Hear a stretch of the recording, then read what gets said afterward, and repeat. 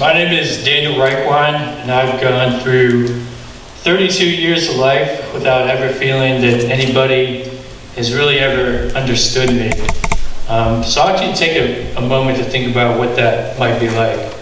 I've been through child abuse, sexual abuse, was homeless for 3 years, and just a few years ago I was living in a tent outside of Fredericksburg, and I started going to community college, and then a year later finished and came to William & Mary.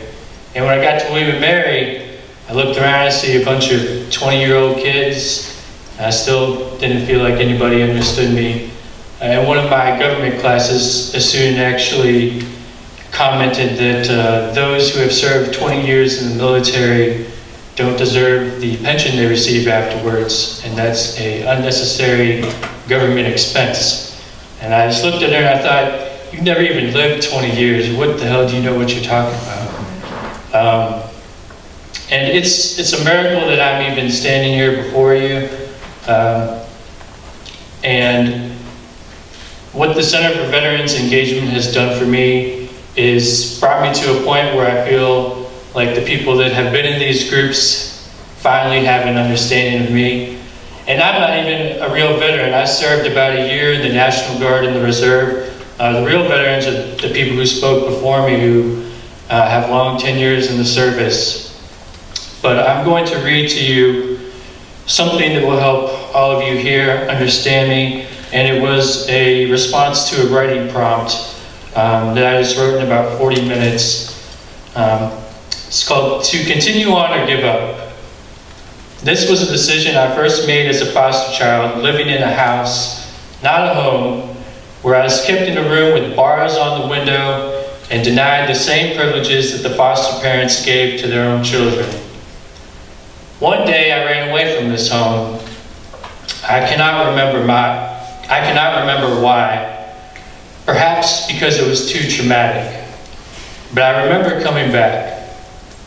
I made a choice to continue on that day. I moved to a different foster family that was very welcoming and caring.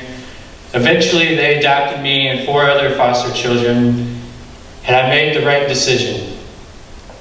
No, a couple years after being adopted by this family, my father lost his temper one day and beat us. I think that time it was something as stupid as one of us kids drinking the last of the milk and not reporting it. Another time it was because the silverware was put away dirty, so he threw the silverware drawers all over the kitchen and beat us with a dog leash. It went on like this over and over, corporal punishment, where if one sibling did something that upset him, we all suffered.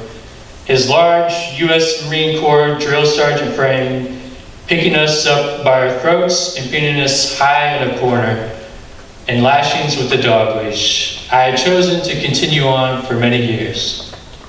When I was 14 years old, I began to decide that I would end the suffering that me and my siblings experienced by killing this man. I made some plans for it, but I chose to continue on instead. At age 16, I punched the refrigerator after he made fun of my biological mother for being a drug addict and a prostitute.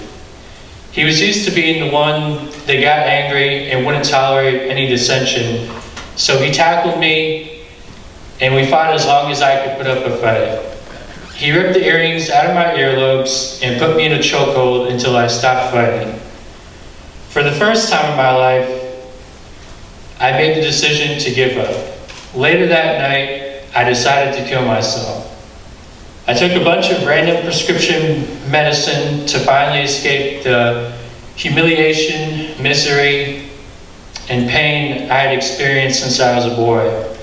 I wanted to stop existing. I could continue on no longer. Instead, 12 hours later, I awoke in disappointment. Something or someone had decided I was going to continue on.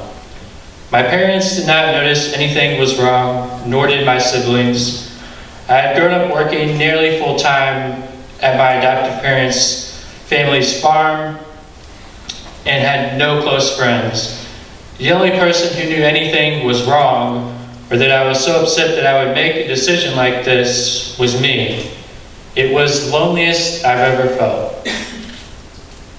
Since that time, I have had to decide between continuing on or giving up, as I decided how I would cope with mental health problems that caused me to drop out of college twice before, whether I would serve in the military, how I was going to deal with being homeless, how I was going to respond to being arrested in prison 4 times while I was on the street, how I was going to escape the 3 years of homelessness, and how I was going to live the rest of my life.